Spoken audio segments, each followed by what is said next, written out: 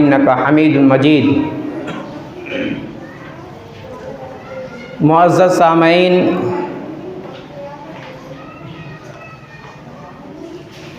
ابھی آپ کے سامنے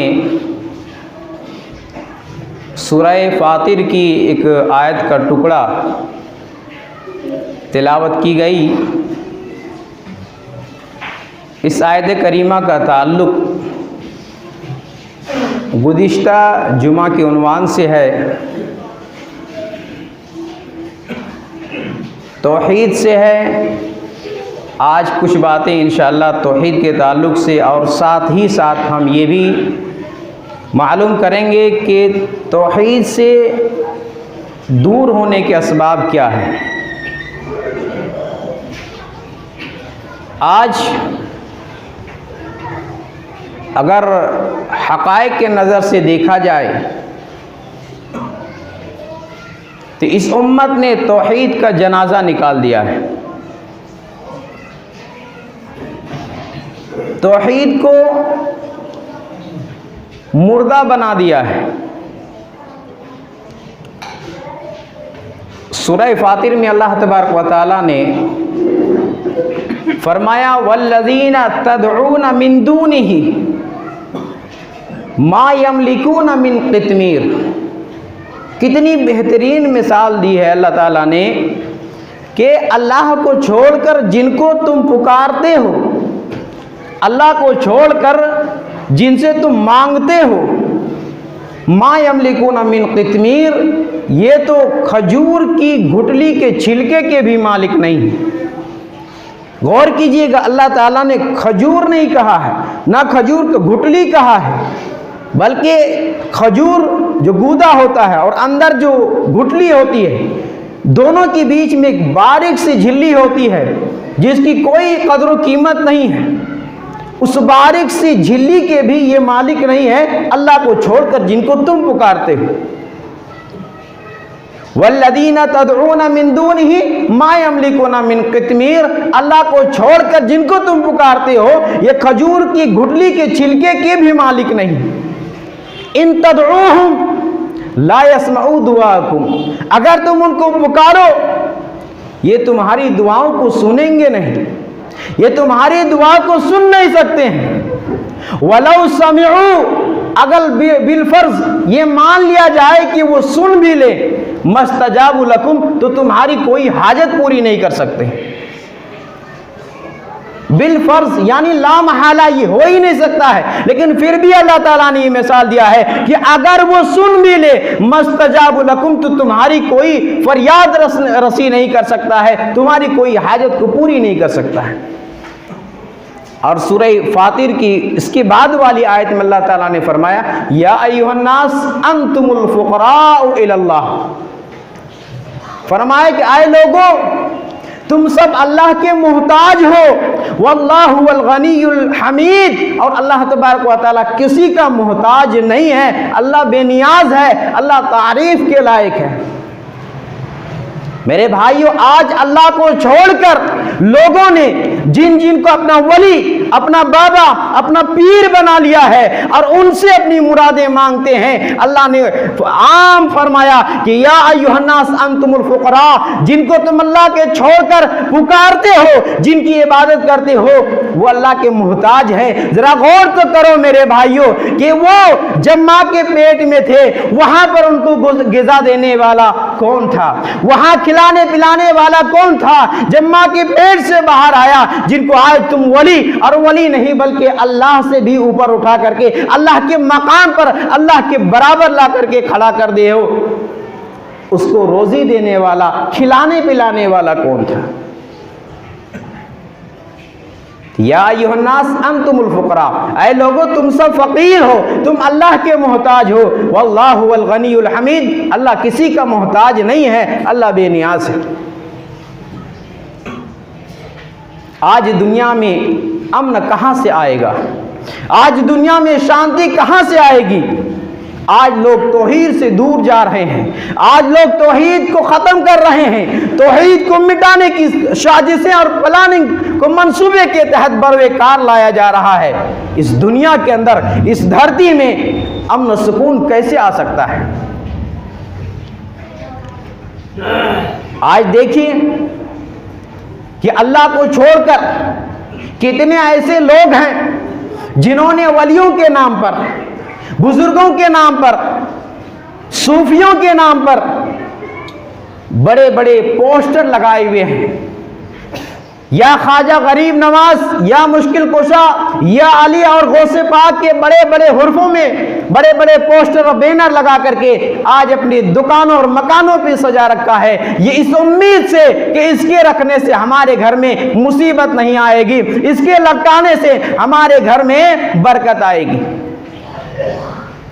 میرے بھائیو، اللہ رب العالمین کا فرمان کیا ہے؟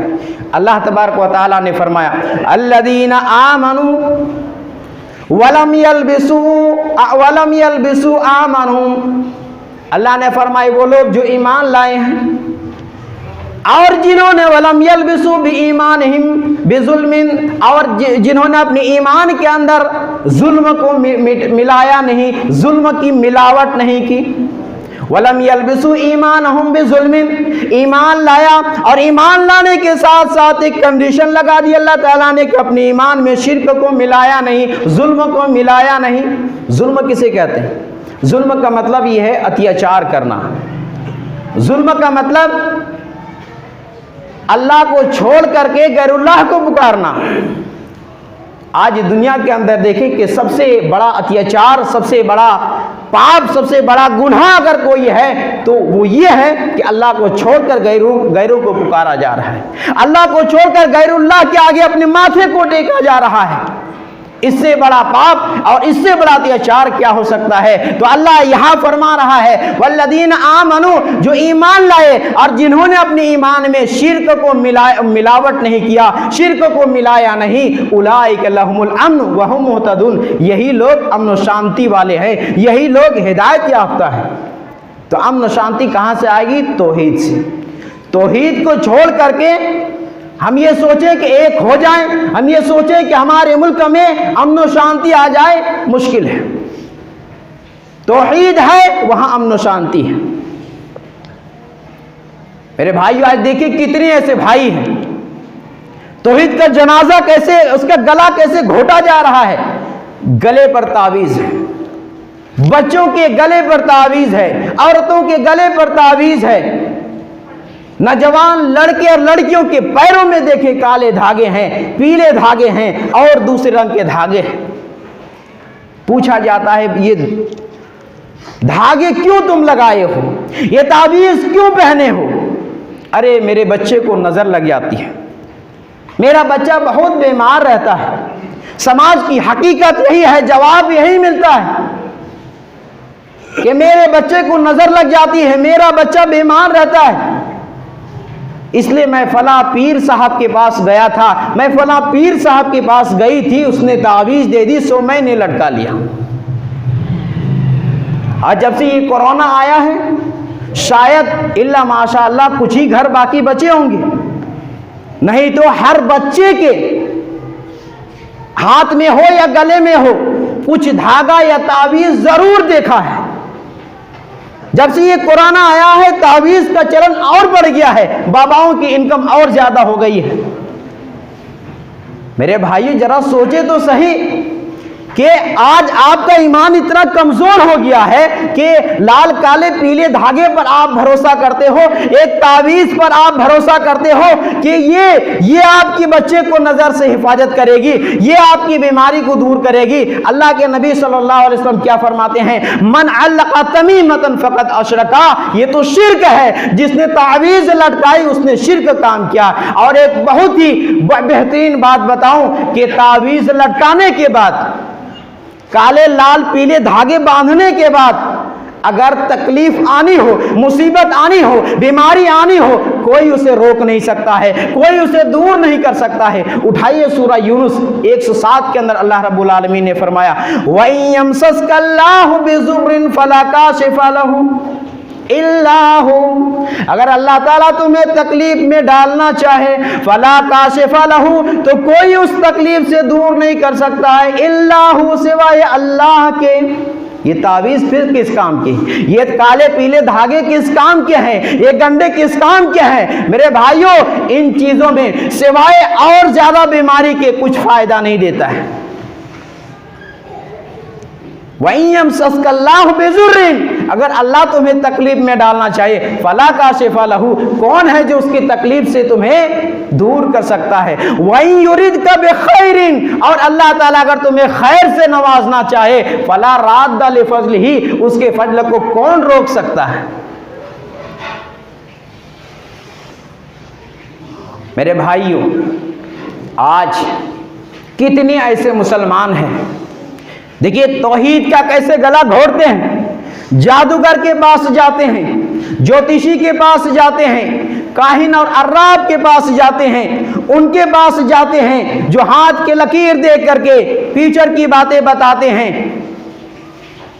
اور جا کر کے ان سے سوال کرتے ہیں میرا ہاتھ تو دیکھو، میرا ہاتھ تو دیکھو کہ میں ایگزام میں پاس ہوں گا یا نہیں ہوں گا، میں ایم پی اور ایم ایل اے کی سیٹ جیتوں گا یا نہیں، میری دکان چلے گی یا نہیں، میرے گھر میں بچہ ہوگا کہ نہیں ہوگا۔ یہ سب سوالات ان سے جو کفر اور شرک میں ڈوبا ہوا ہے، ان سے جا کر کے، ان جوتشی سے جا کر کے، ان عراف اور کاہن کے پاس جا کر کے آج یہ امت جا کر کے سوال کر رہی ہے۔ میرے بھائیوں سن لے، یہ کفر ہے، یہ شرک ہے، ان کے پاس جانا سوال کرنا یہ شرک ہے، یہ کفر ہے۔ ایسے شخص کی 40 دن کی نماز قبول نہیں ہوتی ہے۔ اللہ کے نبی صلی اللہ علیہ وسلم نے فرمایا، صحیح مسلم کی حدیث ہے، من اتی عرافا فسألہ عن شیء لم تقبل لہ صلاۃ 40 لیلہ، جو کسی عراف کے پاس جائے، جو کسی کاہن کے پاس جائے، جو غیب کی خبریں بتانے والا ہو، ان کے پاس جائے، فسألہ، اور کسی چیز کے بارے میں سوال کرے، تصدیق کرے یا نہیں الگ بات ہے۔ اس حدیث میں ہے کہ جو کسی کاہن کے پاس، غیب بتانے والے کے پاس جائے اور کسی چیز کے بارے میں سوال کرے، لم تقبل لہ صلاۃ 40 لیلہ، 40 رات تک کی نماز قبول نہیں ہوتی ہے۔ صحیح مسلم 2230 نمبر کی حدیث ہے، اور ابن ماجہ 639 نمبر کی حدیث میں اللہ کے نبی صلی اللہ علیہ وسلم نے فرمایا، من اتا کاہنا فصدقہ بما یقول، جو بھی شخص کسی کاہن کے پاس جائے، کاہن، عراف، جوتشی، جادوگر، قریب قریب معنی ایک ہی جیسا ہے، جو غیب کی خبریں بتاتا، اللہ کے نبی صلی اللہ علیہ وسلم فرماتے ہیں، من اتا کاہنن، جو کسی کاہن کے پاس جائے، فصدقہ بما یقول، اور کاہن جو کچھ بتلاتا ہو یہ سچ مانتا ہو، فقد کفر بما انزل علی محمد صلی اللہ علیہ وسلم، تو اس نے گویا کہ محمد صلی اللہ علیہ وسلم کی شریعت کا انکار کر دیا، محمد صلی اللہ علیہ وسلم کے دین کا انکار کر دیا، اس نے کفر کیا، کافر ہو گیا۔ میرے بھائیوں، جادوگر کے پاس جانا، جادو کرنا، جادو کروانا، جادو پر یقین کرنا حرام ہے، شرک ہے، کفر ہے۔ آج افسوس ہے کہ امت کا ایک بڑا طبقہ ایسا کفریہ کام کر رہے ہیں۔ آج امت مسلمہ توحید سے دور کیوں ہے؟ چند اسباب میں آپ کے سامنے رکھتا ہوں۔ توحید سے دور کیوں ہے؟ اس کا سبب کیا ہے؟ ریزن کیا ہے؟ سبب، پہلا سبب یہ ہے جہالت ہے، قرآن و حدیث کا صحیح جانکاری نہ ہونا، قرآن حدیث کا صحیح علم نہ ہونا، یہ پہلا سبب ہے جو توحید سے دور جا رہی ہے، توحید سے دور بھاگ رہی ہے۔ اور اسی لیے ہماری شریعت، دین اسلام نے، شریعت مطہرہ نے سب سے پہلے تعلیم، دینی تعلیم کا علم حاصل کرنے کے لیے کہا ہے۔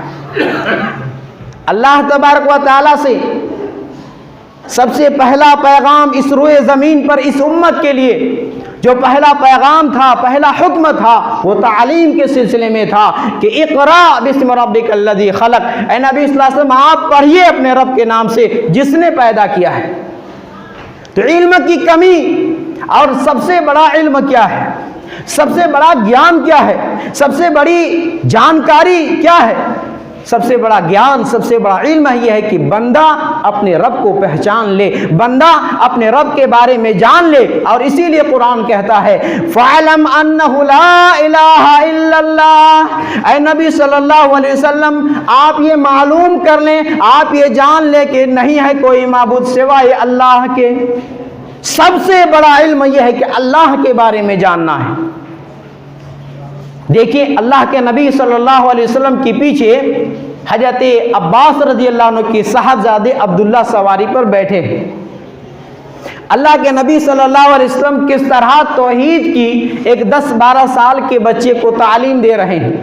آپ کہہ رہے ہیں پیچھے آپ کے بیٹھے ہیں عبداللہ ابن عباس رضی اللہ عنہما، کہتے ہیں یا غلام انی اعلمک بکلمات، اے لڑکے میں تمہیں چند باتیں سکھلا رہا ہوں۔ احفظ اللہ یحفظک، اللہ کے احکام کی حفاظت کرو اللہ تمہاری حفاظت کرے گا۔ احفظ اللہ تجدہ تجاہک، اللہ کے حقوق کا خیال رکھو اسے تم اپنے سامنے پاؤ گے۔ اب یہاں پر اس کے بعد اللہ کے نبی صلی اللہ علیہ وسلم فرماتے ہیں، توحید کی تعلیم دیتے ہیں، توحید کی بات بتلاتے ہیں کہ اے غلام اذا سألت فاسأل اللہ، جب مانگنا ہو تو اللہ سے مانگنا، وَإِذَا اسْتَعَنْتَ فَاسْتَعِنْ بِاللَّهِ، اور جب مدد طلب کرنا ہو تو اللہ ہی سے مدد طلب کرنا۔ اور وَعَلَمْ، اور اے غلام جان لو کہ یہ ساری امت مل کر کے، یہ ساری امت مل کر کے اگر تمہیں نفع پہنچانا چاہیے تو اس سے زیادہ نفع نہیں پہنچا سکتی ہے جتنا کہ اللہ نے تمہارے تقدیر میں لکھ دیا ہے۔ اور اے غلام یہ بھی جان لو کہ اگر ساری امت مل کر کے تمہیں نقصان پہنچانا چاہے تو اس سے زیادہ نقصان تمہیں نہیں پہنچا سکتی ہے جتنا کہ اللہ نے تمہارے مقدر میں لکھ دیا ہے۔ قلم خشک ہو گئے ہیں، قلم کو اٹھا لیا گیا ہے۔ میرے بھائیو ذرا غور کیجیے، اللہ کے نبی صلی اللہ علیہ وسلم ایک 10 سال 12 سال کے بچے کو توحید کی تعلیم دے رہے ہیں، توحید سکھا رہے ہیں۔ آج افسوس ہے توحید سکھانے والے ائمہ امام اور عالم کم ہیں۔ آج بہت سارے مولوی اور عالم آپ کو مل جائیں گے جو اپنے پیٹ کے خاطر توحید کو شرک اور شرک کو توحید بنا کر کے پیش کر دیا ہے، توحید کو شرک اور شرک کو توحید بنا ڈالا ہے۔ میرے بھائیوں یہاں گزارش یہ ہے، شرک سے آپ کیسے بچیں گے، توحید کو اپنائیں گے کیسے؟ آپ میری بات کو بھی نہ سنیں، آپ رب کا قرآن پڑھا کریں، رب کا قرآن ترجمے کے ساتھ پڑھا کریں۔ آپ قرآن پڑھنا شروع کر دیں گے، آپ کے دل و دماغ سے شرک کے بادل چھٹتے چلے جائیں گے، آپ کے دل پر، آپ کے دل و دماغ میں توحید کی بات بیٹھتے چلے جائیں گے۔ آپ قرآن پڑھیں، نہ میری سنیں نہ تیری سنیں، رب کا کلام آج ہر زبان کے اندر ترجمے آ گئے ہیں، تفسیر آ گئی ہے، آپ انہیں پڑھا کریں، تب جا کر کے آپ شرک سے بچ پائیں گے اور توحید کو سمجھ پائیں گے۔ تو سب سے بڑا سبب کیا ہے توحید سے دور ہونے کی؟ علم کا نہ ہونا، قرآن حدیث کے صحیح جانکاری نہ ہونا۔ آج بہت سارے مولویوں نے توڑ مڑوڑ کر کے یہ پیش کر دیا ہے کہ یہ توحید ہے، یہ شرک ہے۔ یہ شرک جو ہے جس کے بارے میں یہ فلاں حضرات بولتے ہیں یہ کافروں کے بارے میں کہا گیا ہے۔ نہیں میرے بھائیوں، قرآن جب نازل ہوا ہے اس وقت سے لے کر کے قیامت تک جو آخری فرد ہوگا اس کے لیے یہ قرآن کا پیغام ہے اور اس کے لیے بھی یہ حکم ہے۔ دوسرا سبب کیا ہے توحید سے دور ہونے کی؟ دوسرا سبب تعصب ہے، ہر دھرمی۔ ارے مولوی صاحب آپ کہتے ہیں آپ کی بات 100% صحیح ہے لیکن ہم مانیں گے نہیں، ہم مانیں گے نہیں، اس لیے کہ آپ ہمارے مکتبہ فکر کے نہیں ہیں۔ آپ کی بات صحیح ہے، میں سمجھ رہا ہوں، سن رہا ہوں، دیکھ رہا ہوں، لیکن مانیں گے نہیں۔ ہر دھرمی یہی تو تعصب ہے، اور یہی تعصب اور ہر دھرمی تھی جس نے ابو جہل کو برباد کر دیا۔ ابو جہل جانتا تھا کہ محمد صلی اللہ علیہ وسلم اللہ کے سچے پیغمبر ہیں، اللہ کے سچے رسول ہیں، لیکن مانتا نہیں تھا۔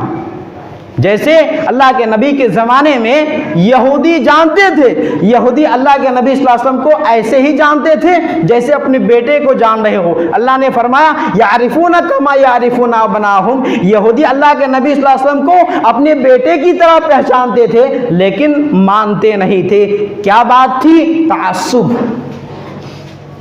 یہ ہر درمی تعصب، اس ہر درمی اور تعصب کو جب تک دور نہیں کریں گے، کسی بھی مکتبہ فکر کا ہو، اگر ان کی بات قرآن حدیث سے میل کھا رہا ہو، قرآن حدیث کے قریب ہو، تو آمنا اور صدقنا کی آواز آنی چاہیے۔ یہ ایک مومن کا، ایک مسلمان کا مزاج ہونا چاہیے۔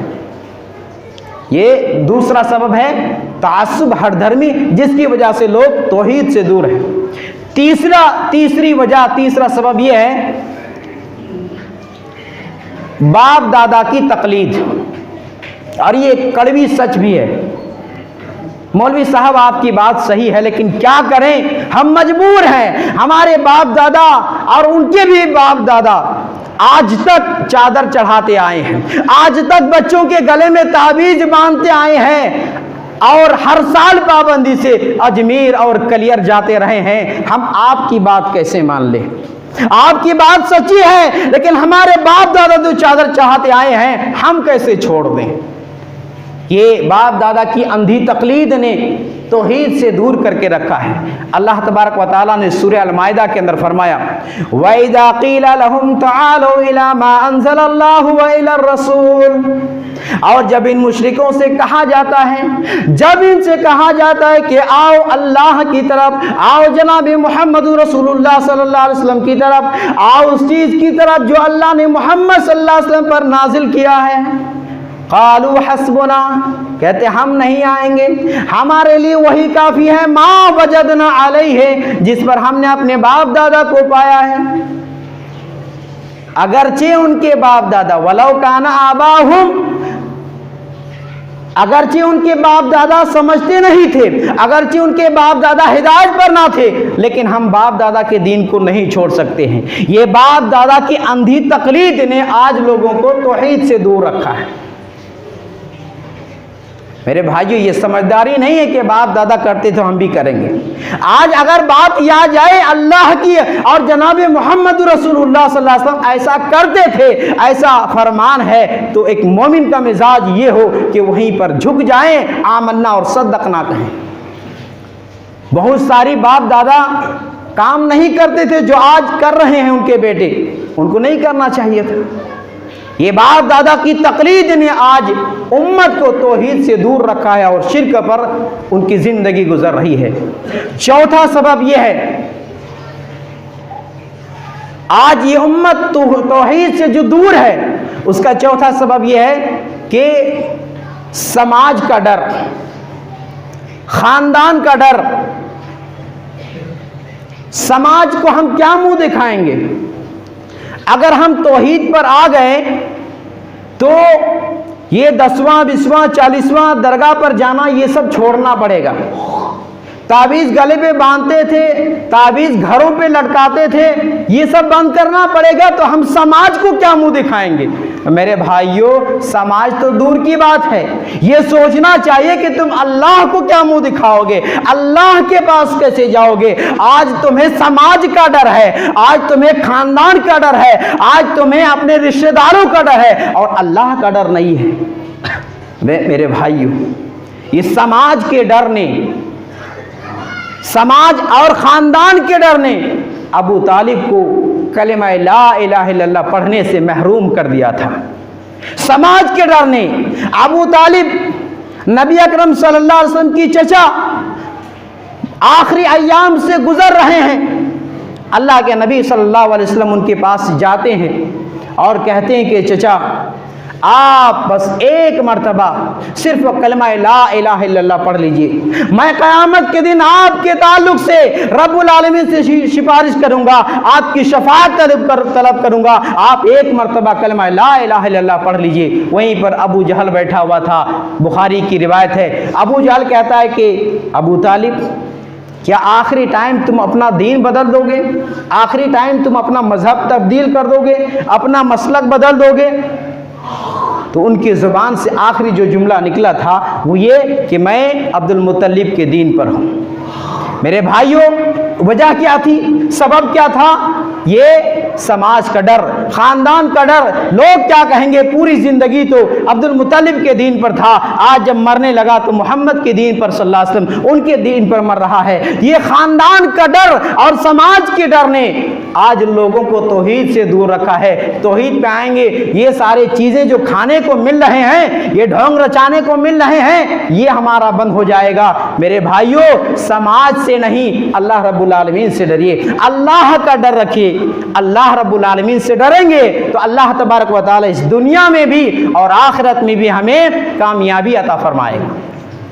میرے بھائیوں، باتیں اس تعلق سے تو اور ہے، لیکن وقت اجازت نہیں دے رہا ہے۔ تو ہمیں اور آپ کو، ہم توحید میں کیسے آئیں، اس کا علاج کیا ہے؟ صاف صاف علاج ہے، جو اسباب بیان کیے گئے ہیں اسی پر غور کریں گے تو ہمیں اس کا علاج مل جائے گا کہ جہالت کو ختم کریں، توحید کی حقیقت کو معلوم کریں۔ اور اس کے لیے ہم یہ نہیں کہیں گے کہ آپ ہمارے بڑے بزرگ عالم دین کی کتابیں پڑھیں، ان کے تقاریر سنیں۔ میں ایک پیغام یہاں دینا یہ چاہتا ہوں کہ رب العالمین کا قرآن جو کچھ لکھا ہوا ہے آپ اس کو پڑھیں، اور جناب محمد رسول اللہ صلی اللہ علیہ وسلم کی جو احادیث کی کتابیں وہ پڑھیں۔ بس یہی آخری فیصلہ ہوگا، اور یہیں پر آپ کی جو سوچ شرکیہ ہے، کفریہ ہے، وہ بدل سکتی ہے، آپ توحید پہ آ سکتے ہیں۔ انہی باتوں کے ساتھ میں اپنی بات کو ختم کرتا ہوں۔ آخر میں رب العالمین سے دعا کرتا ہوں کہ بار الہ ہم سب کو سننے سے زیادہ عمل کرنے کی توفیق دیں، ہم سب کو جب تک اس دنیا میں زندہ رکھے توحید اور ایمان پر زندہ رکھے، جب ہمارا خاتمہ ہو تو توحید ایمان پر خاتمہ ہو۔ آمین یا رب العالمین۔